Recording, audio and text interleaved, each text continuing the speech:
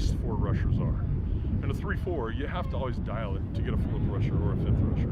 In a 4-3, a lot of that mechanical part is taken care of. And those 4 guys go into a game dedicated to the concept of being able to rush the passer. So it's something we need. It's a pretty standard look for most teams in college football.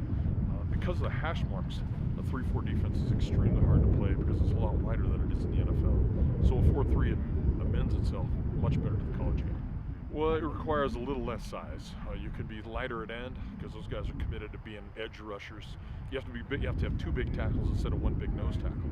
So we think we have that. We think we've got a good look at tackle with Nico Taylor now getting back onto the field, and with Drew Sharkey going into his 5th year in the program. We feel like we have some interior guys that can really add some bulk and some weight, and we got a great group of young defensive ends that can turn the edge. Not as good as we'd hoped. We give up 5 yards per rush and almost 5.5 yards on 1st down. So not a good enough defensive play. I don't know if it was a 4-3 or 3-4 or 2-10 or whatever it was, but we've got to get better on 1st down and better against the rush.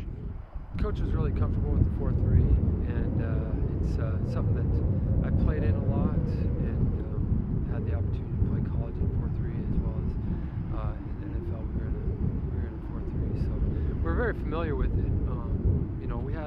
We had a lot of success with it up front, but he was more comfortable with it, and he wanted to move to that direction, and we were excited about it too. So it gives us an opportunity to change things up a little bit. I think it's helped us in a lot of different ways in terms of, he already talked about it a little bit.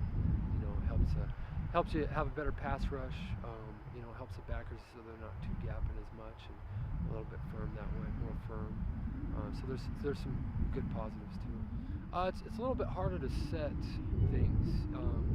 You have to set the front every time, whereas the odd front, it allows you to line up a little bit more readily, to spread formations and things like that, as well as disguising your pressures and being able to just create pressures. Odd front is a little bit friendlier that way, but there's just a little bit more thinking with the 4-3, but it doesn't mean that you can't do a lot of the same things. A lot of what we're doing is very similar and really transparent from what we did last year in terms of coverage and things like that. We're just doing it more out of a 4-down front. Okay.